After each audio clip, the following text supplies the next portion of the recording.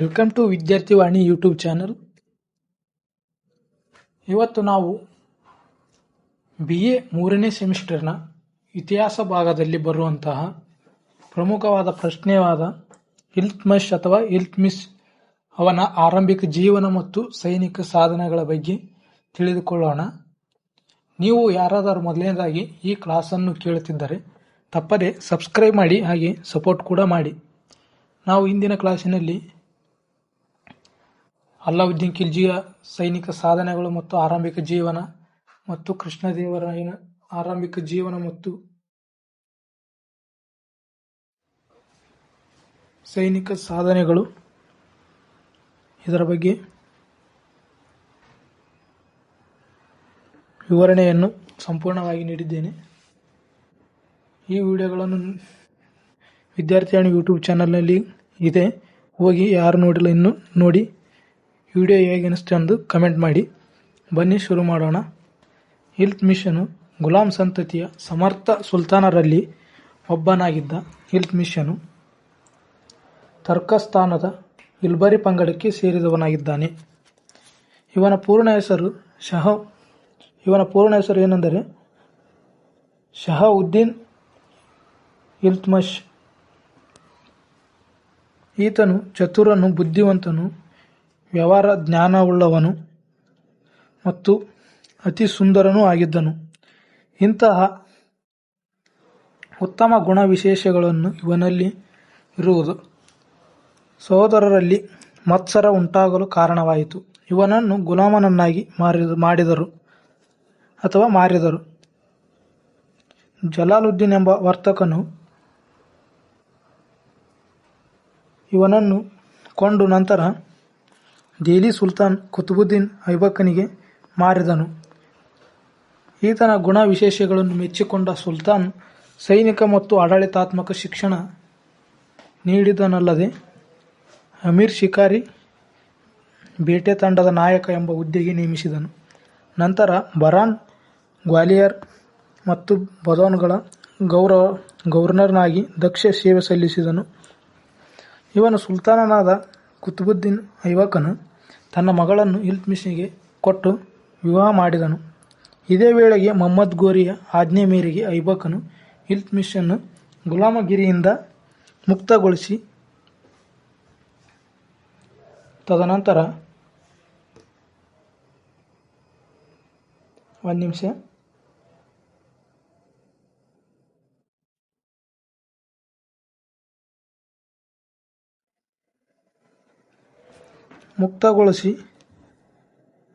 ಮಾಡಿದ್ದನಲ್ಲದೆ ಅಮೀರ್ ಉಲ್ ಉಮ್ರಾ ಎಂಬ ಉನ್ನತ ಪದವಿ ನೀಡಿದನು. ಇಲ್ತ್ಮಿಷನು ಐಬಕನ ಮರಣದ ನಂತರ ಆರಾಮ್ ಶಾನನ್ನು ಎದುರಿಸಿ ದೆಹಲಿ ಸುಲ್ತಾನನಾಗುತ್ತಾನೆ. ಇಲ್ತ್ಮಿಷನು ಎದುರಿಸಿದ ಆರಂಭದಲ್ಲಿ ತೊಂದರೆಗಳು ಯಾವುವೆಂದರೆ, ಇಲ್ತ್ಮಿಷನು ಅಧಿಕಾರಕ್ಕೆ ಬಂದಾಗ ಅನೇಕ ರೀತಿಯ ತೊಂದರೆಗಳನ್ನು ಅನುಭವಿಸಬೇಕಾಯಿತು. ಮೊದಲನೆಯದಾಗಿ, ದೆಹಲಿಯ ನೊಬಲರು ಮತ್ತು ಅಮೀರರು ಇಲ್ತ್ಮಿಷನನ್ನು ವಿರೋಧಿಗಳಾಗಿದ್ದರು. ಇಲ್ತ್ಮಿಷನು ಐಬಕನ ಮಗನಾಗಿರದೆ ಅಳಿಯನಾಗಿದ್ದರಿಂದ ವಂಶ ಪಾರಂಪರ್ಯ ಉತ್ತರಾಧಿಕಾರದ ನಿಯಮ ಹೊಂದಿರಲಿಲ್ಲ ಎಂಬುದೇ ವಿರೋಧಕ್ಕೆ ಕಾರಣವಾಯಿತು. ಈ ನೋಟ್ಸ್ಗಳಲ್ಲಿ ಒಂದಿಷ್ಟು ಶಬ್ದಗಳು ಸ್ವಲ್ಪ ಮಿಸ್ಟೇಕ್ ಆಗಿದೆ, ಕರೆಕ್ಷನ್ ಮಾಡ್ಕೊಳ್ಳಿ. ಎರಡನೇ ತೊಂದರೆ ಎಂದರೆ, ಇನ್ನು ಯಾರು ನಮ್ಮ ವಿದ್ಯಾರ್ಥಿವಾಣಿ ಯೂಟ್ಯೂಬ್ ಚಾನಲನ್ನು ಸಬ್ಸ್ಕ್ರೈಬ್ ಮಾಡಿಲ್ಲ ತಪ್ಪದೆ ಸಬ್ಸ್ಕ್ರೈಬ್ ಮಾಡಿ. ನಾವು ಪರೀಕ್ಷೆಗೆ ಅನುಗುಣವಾಗಿ 15 ಅಂಕದ ಮತ್ತು ಪ್ರಮುಖವಾದ ಪ್ರಶ್ನೆಗಳ ಬಗ್ಗೆ ಚರ್ಚಿಸುತ್ತೇವೆ. ಎರಡನೇ ತೊಂದರೆ ಎಂದರೆ, ದೆಹಲಿ ಸುಲ್ತಾನ ಹುದ್ದೆಯ ಪ್ರತಿಸ್ಪರ್ಧಿಯಾಗಿದ್ದ ತಾಜ್ ಉದ್-ದಿನ್ ಯಲ್ದುಜನು ಗೋರಿ ಮೊಹಮ್ಮದನ ಅಧಿಕಾರಿ ತಾನಾಗಿದ್ದರಿಂದ ಭಾರತೀಯ ಪ್ರದೇಶಗಳು ತನಗೆ ಸೇರಬೇಕೆಂಬುದು ಹಕ್ಕು ಸಾಧಿಸುತ್ತಿದ್ದನು. ಮೂರನೆಯ ತೊಂದರೆ, ಸಿಂಧ್ ಪ್ರಾಂತ್ಯದ ಆಡಳಿತಗಾರನಾಗಿದ್ದ ನಾಸಿರುದ್ದೀನ್ ಕವಾಚ್ ಅಥವಾ ಕುಬಾಚ್ ಎಂಬುವನು ಮುಲ್ತಾನ್ ಆಕ್ರಮಿಸಿ ಪಂಜಾಬಿನ ಮೇಲೆ ತನ್ನ ಅಧಿಕಾರವನ್ನು ವಿಸ್ತರಿಸಿದನು. 4ನೆಯ ತೊಂದರೆ, ಬಂಗಾಲ ಮತ್ತು ಬಿಹಾರ್ ಪ್ರಾಂತಾಧಿಪತಿಯಾಗಿದ್ದ ಬಿಲ್ಲಿ ಸಂತತಿ ಅಥವಾ ಖಿಲ್ಜಿ ಸಂತತಿಯ ಅಲಿಮರ್ದನನು ದೆಹಲಿ ಆಡಳಿತದಿಂದ ಪ್ರತ್ಯೇಕಗೊಂಡು ತಾನೇ ಸುಲ್ತಾನ್ ಅಲ್ಲಾವುದ್ದೀನ್ ಎಂಬ ಘೋಷಿಸಿಕೊಂಡನು. 5ನೆಯ ತೊಂದರೆ, ಅತೃಪ್ತಿಗೊಂಡಿದ್ದ ರಜಪೂತ್ ಅರಸರು ಗ್ವಾಲಿಯರ್, ರಣತಂಬೂರ್, ಲಾಹೋರ್, ಅಜ್ಮೀರ್ಗಳಲ್ಲಿ ಸ್ವಾತಂತ್ರ್ಯವನ್ನು ಘೋಷಿಸಿಕೊಂಡರು. 6ನೆಯದು, ವಾಯುವ್ಯ ಭಾಗದಲ್ಲಿ ಮಂಗೋಲರ ನಾಯಕ ಚೆಂಗಿಸ್ ಖಾನ್ ದಾಳಿ ಮಾಡುವ ಭೀತಿ ಇತ್ತು. ಇಲ್ತುಮಿಷನು ಈ ಎಲ್ಲ ಸಮಸ್ಯೆಗಳನ್ನು ಎದುರಿಸಿ ದೆಹಲಿಗೆ ರಕ್ಷಣೆ ಒದಗಿಸಬೇಕಾಗಿತ್ತು. ಇಲ್ತುಮಿಷನ ಸೈನಿಕ ಸಾಧನೆಗಳು. ಮೊದಲನೇ ಸಾಧನೆ ಎಂದರೆ ಅಮೀರರ ದಮನ. ಇಲ್ತುಮಿಷನು ಮೊದಲನೇ ಬಾರಿಗೆ ದೆಹಲಿಯ ವಿರೋಧಿಗಳಾಗಿದ್ದ ಅಮೀರರ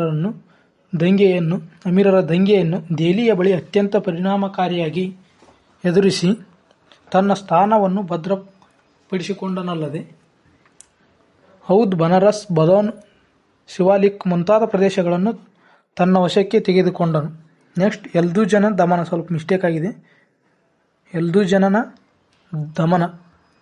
ಇಲ್ತುಮಿಷನು ಪ್ರಬಲ ವೈರಿಯೂ ದೆಹಲಿ ಸಿಂಹಾಸನದ ಪ್ರತಿಸ್ಪರ್ಧಿಯೂ ಆಗಿದ್ದ ಯಲ್ದೂಜನು ಲಾಹೋರ್ ಮತ್ತು ಪಂಜಾಬ್ಗಳನ್ನು ಕವಾಚ್ನಿಂದ ವಶಪಡಿಸಿಕೊಂಡು ನಂತರ ಇಲ್ತುಮಿಷನ ಮೇಲೆ ಪ್ರಭುತ್ವ ಸ್ಥಾಪಿಸಲು ಪ್ರಯತ್ನಿಸುತ್ತಿದ್ದನು. ಇದನ್ನು ಸಹಿಸದ ಇಲ್ತುಮಿಷನು ಕ್ರಿಸ್ತಶಕ 1216ರಲ್ಲಿ ಯಲ್ದೂಜನ ಮೇಲೆ ದಾಳಿ ಮಾಡಿ ಸೋಲಿಸಿ ಸೆರೆ ಹಿಡಿದನು. ಬದೋನಿಯಲ್ಲಿ ಸೆರೆಯಲ್ಲಿಟ್ಟು ಯಲ್ದೂಜನನ್ನು ಅಲ್ಲಿಯೇ ಮರಣ ಹೊಂದಿದನು. ನೆಕ್ಸ್ಟ್, ಕವಾಚನ ದಮನ. 3ನೆಯ ಸೈನಿಕ ಸಾಧನೆ. ದೆಹಲಿಯ ಸಿಂಹಾಸನದ ಮತ್ತೊಬ್ಬ ಪ್ರತಿಸ್ಪರ್ಧಿಯಾಗಿದ್ದ ಉಚ್ ಮತ್ತು ಮುಲ್ತಾನದ ಗವರ್ನರ್ನಾಗಿದ್ದ ನಾಸಿರುದ್ದೀನ್ ಕವಾಚನು ಲಾಹೋರನ್ನು ವಶಪಡಿಸಿಕೊಂಡನು. ಇದನ್ನು ಸಹಿಸಲಾರದೆ ಇಲ್ತುಮಿಷನು ಭಟ್ಟಿಂದ್ ಕುಕ್ರುಮ್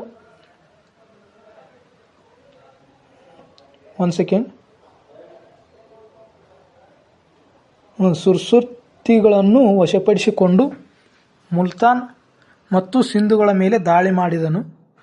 ತನ್ನ ಪ್ರದೇಶಗಳನ್ನು ರಕ್ಷಿಸಿಕೊಳ್ಳಲು ಸಾಧ್ಯವಾಗದೆ ಹೋದಾಗ ಹತಾಶನಾದ ಕವಾಚನು 1800 ಕ್ರಿಸ್ತಶಕ 1228ರಲ್ಲಿ ಸಿಂಧ್ ನದಿಯಲ್ಲಿ ಮುಳುಗಿ ಪ್ರಾಣ ಕಳೆದುಕೊಂಡನು. ಇದರಿಂದ ಉಚ್ ಮತ್ತು ಮುಲ್ತಾನ್ಗಳು ಇಲ್ತುಮಿಷನ ವಶವಾದವು. 4ನೆಯ ಸೈನಿಕ ಸಾಧನೆ ಎಂದರೆ ಬಂಗಾಲ್ ಮತ್ತು ಬಿಹಾರ್ ವಶ. ಬಂಗಾಲದ ಗವರ್ನರ್ನಾಗಿದ್ದ ಅಲಿ ಮರ್ದನ್ ದೆಹಲಿ ಆಡಳಿತದಿಂದ ಸ್ವಾತಂತ್ರ್ಯವನ್ನು ಘೋಷಿಸಿಕೊಂಡು ಸುಲ್ತಾನ್ ಅಲ್ಲಾವುದ್ದೀನ್ ಎಂಬ ಬಿರುದನ್ನು ಧರಿಸಿದನು. ಆದರೆ ಕೆಲವೇ ದಿನಗಳಲ್ಲಿ ಅಲಿಮರ್ದನ್ ಖಿಲ್ಜಿ ನೊಬಲರಿಂದ ಕೊಲೆಯಾದನು. ನಂತರ ಇಸಾಮುದ್ದೀನ್ ನವಾಜ್ ಎಂಬುವನು ಗಿಯಾಸುದ್ದೀನ್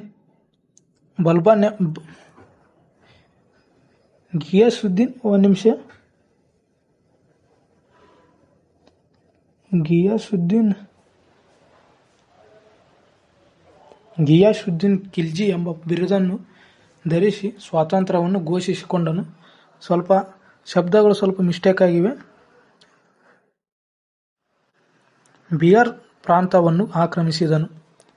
ಇದರಿಂದ ಇಲ್ತುಮಿಷನಿಗೆ ಬಿಹಾರದ ಮೇಲೆ ದಾಳಿ ಮಾಡಲು ಹೆದರಿದ ಗಿಯಾಸುದ್ದೀನ್ ಖಿಲ್ಜಿ ಶರಣಾಗತನಾಗದಲ್ಲದೆ ಇಲ್ತುಮಿಷನ ಸಾರ್ವಭೌಮತ್ವವನ್ನು ಒಪ್ಪಿಕೊಂಡನು. ಇಲ್ತುಮಿಷನು ದೆಹಲಿಗೆ ಹಿಂತಿರುಗಿದ ತಕ್ಷಣ ಗಿಯಾಸುದ್ದೀನ್ ಪುನಃ ಸ್ವಾತಂತ್ರ್ಯವನ್ನು ಘೋಷಿಸಿಕೊಂಡನು. ಇಲ್ತುಮಿಷನು ಕ್ರಿಸ್ತಶಕ 1229ರಲ್ಲಿ ಗಿಯಾಸುದ್ದೀನ್ ನಂತರ ಅಧಿಕಾರಕ್ಕೆ ಬಂದ ಇಖ್ತಿಯಾರುದ್ದೀನನ್ನು ಸೋಲಿಸಿ ಬಂಗಾಲ್ ಮತ್ತು ಬಿಹಾರಗಳನ್ನು ತನ್ನ ವಶಕ್ಕೆ ಪಡೆದುಕೊಂಡನು. 5ನೆಯ ಸೈನಿಕ ಸಾಧನೆ ರಜಪೂತ್ ಪ್ರದೇಶಗಳ ವಶ. ದೆಹಲಿ ಸುಲ್ತಾನ ರಾಜ್ಯಕ್ಕೆ ಸೇರಿದ್ದ ಅನೇಕ ಪ್ರದೇಶಗಳನ್ನು ರಜಪೂತರು ಮತ್ತು ಕೆಲವು ಹಿಂದೂ ರಾಜರು ವಶಪಡಿಸಿಕೊಂಡಿದ್ದರು. ಆ ಎಲ್ಲ ಪ್ರದೇಶಗಳನ್ನು ಪುನಃ ಗಳಿಸಲು ಇಲ್ತುಮಿಷನು ಹಲವಾರು ಸನ್ನದ್ಧನಾದನು.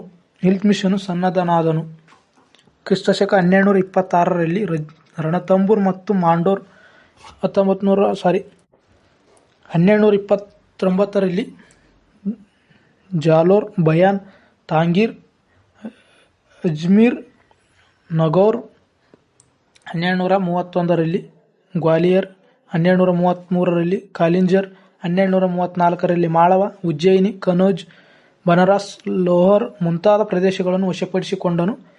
ರಜಪೂತಾನ್ಗಳಲ್ಲಿ ಟರ್ಕರ ಪ್ರಭುತ್ವವನ್ನು ಪುನಃ ಸ್ಥಾಪಿಸಿದನು. ನೆಕ್ಸ್ಟ್, ಮಂಗೋಲರ ದಾಳಿಯ ಭೀತಿ. ಮಂಗೋಲರ ಪ್ರಸಿದ್ಧ ನಾಯಕನೆಂದರೆ ಚೆಂಗಿಸ್ ಖಾನ್. ಇವನು ದೆಹಲಿ ಮೇಲೆ ದಾಳಿ ಮಾಡುವ ಭೀತಿ ಹರಡಿತ್ತು. ಕ್ರಿಸ್ತಶಕ 1221ರಲ್ಲಿ ಚೆಂಗಿಸ್ ಖಾನ್ ಮಧ್ಯ ಏಷ್ಯಾ ಹಾಗೂ ಪಶ್ಚಿಮ ಏಷ್ಯಾಗಳ ಮೇಲೆ ಭಯಂಕರ ದಾಳಿ ಮಾಡಿದನು. ಕ್ಯಾರಿಜೆರಿ ರಾಜ್ಯದ ಮಾಂಗಾ ಬೆನ್ರಿಯನ್ನು ಸೋಲಿಸಿ ಓಡಿಸಿದನು. ಮಾಂಗಾ ಬರ್ನಿ ಪಲಾಯನ ಮಾಡಿ ಇಲ್ತುಮಿಷನ ಆಶ್ರಯ ಬೇಡಿದನು. ಇಲ್ತುಮಿಷನು ಆಶ್ರಯ ನೀಡಲಿಲ್ಲ. ಮಾಂಗಾ ಬರ್ನಿ ಕೋಕರ ಆಶ್ರಯ ಪಡೆದನು. ಕ್ರಿಸ್ತಶಕ 1222ರಲ್ಲಿ ಸಿಂಧ್ ತೀರವನ್ನು ತಲುಪಿದ್ದ ಚೆಂಗಿಸ್ ಖಾನ್ ದೆಹಲಿ ಮೇಲೆ ದಾಳಿ ಮಾಡದೆ ಅಫ್ಘಾನಿಸ್ತಾನಕ್ಕೆ ಹಿಂತಿರುಗಿದನು. ಮಾಂಗಾ ಬರ್ನಿಗೆ ದೆಹಲಿಯಲ್ಲಿ ಆಶ್ರಯ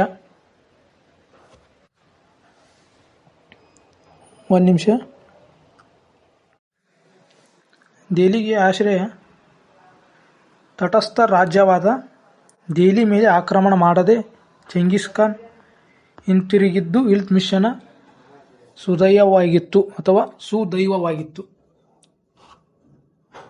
ಇದಕ್ಕೆ ಅವನು ಚಾಣಾಕ್ಷತನದಿಂದ ವರ್ತಿಸಿದ್ದೇ ಕಾರಣವಾಗಿತ್ತು.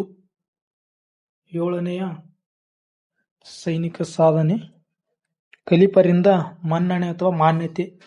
ಇಲ್ತುಮಿಷನ ಸಾಧನೆಗಳ ಗೌರವಾರ್ಥವಾಗಿ ಕ್ರಿಸ್ತಶಕ 1229ರಲ್ಲಿ ಬಾಗ್ದಾದ ಖಲೀಫನು ಇಲ್ತುಮಿಷನಿಗೆ ಉಡುಪು, ಅಧಿಕಾರ, ಲಾಂಛನ ಮತ್ತು ಸುಲ್ತಾನ್-ಇ-ಅಜಮ್ ಮಹಾ ಸುಲ್ತಾನ್ ಎಂಬ ಬಿರುದನ್ನು ನೀಡಿದನು. ಇದರಿಂದ ಇಲ್ತುಮಿಷನ ಪ್ರತಿಷ್ಠೆ ಹೆಚ್ಚಾಯಿತಲ್ಲದೆ ಸ್ವತಂತ್ರ ರಾಜ್ಯದ ಅಸ್ತಿತ್ವ ಪಡೆದುಕೊಂಡನು. ಇಲ್ತುಮಿಷನು ತನ್ನ ನಾಣ್ಯಗಳ ಮೇಲೆ ತಾನು ಖಲೀಫನ ಪ್ರತಿನಿಧಿ ಎಂದು ಉಲ್ಲೇಖಿಸಿದನು. ಕೊನೆಯದಾಗಿ ಇಲ್ತುಮಿಷನ ಮರಣ. ಕ್ರಿಸ್ತಶಕ 1236ರಲ್ಲಿ ಇಲ್ತುಮಿಷನು ಸೈಫುದ್ದೀನ್ ಆಳ್ವಿಕೆ ಮಾಡುತ್ತಿದ್ದ ಮಾಂಗಾ ಬರ್ನಿಯ ಮೇಲೆ ದಾಳಿ ಮಾಡಿದಾಗ ಮಾರ್ಗಮಧ್ಯದಲ್ಲಿ ರೋಗಪೀಡಿತನಾಗಿ ಕ್ರಿಸ್ತಶಕ 1236ರಲ್ಲಿ ಮರಣ ಹೊಂದಿದನು. ಇದೆಲ್ಲ ಇಲ್ತುಮಿಷನ ಪ್ರಮುಖವಾಗಿರುವಂತಹ ಸಾಧನೆಗಳ ಬಗ್ಗೆ ಸಂಪೂರ್ಣ ವಿವರಣೆಯನ್ನು ನೀಡಿದ್ದೇನೆ. ನಿಮಗೆ ಪರೀಕ್ಷೆಯಲ್ಲಿ 15 ಅಂಕಕ್ಕೆ ಕೇಳಬಹುದಾದ ಪ್ರಮುಖವಾದ ಪ್ರಶ್ನೆಯಾಗಿರುತ್ತದೆ. ಇದೇ ಥರ ಈ ವಿಡಿಯೋಗಳನ್ನು ಮುಂದಿನ ವಿಡಿಯೋದಲ್ಲಿ ಅಪ್ಲೋಡ್ ಮಾಡುತ್ತೇನೆ. ಆ ಕಾರಣವಾಗಿ ಎಲ್ಲರೂ ವಿದ್ಯಾರ್ಥಿವಾಣಿ ಯೂಟ್ಯೂಬ್ ಚಾನಲನ್ನು ಸಬ್ಸ್ಕ್ರೈಬ್ ಮಾಡಿ. ಹಾಗೆ ನಿಮಗೆ ಈ ವಿಡಿಯೋ ಹೇಗನಿಸ್ತು ಎಂಬುದನ್ನು ಕಮೆಂಟ್ ಮೂಲಕ ತಿಳಿಸಿ. ಮುಂದೆ ಯಾವ ವಿಡಿಯೋಗಳ ಬಗ್ಗೆ ನಾವು ನಿಮಗೆ ಮಾಹಿತಿಯನ್ನು ನೀಡಬೇಕು ಎಂಬುದನ್ನು ಕೂಡ ಕಮೆಂಟ್ನಲ್ಲಿ ತಿಳಿಸಿ. ಎಲ್ಲರಿಗೂ ಧನ್ಯವಾದಗಳು.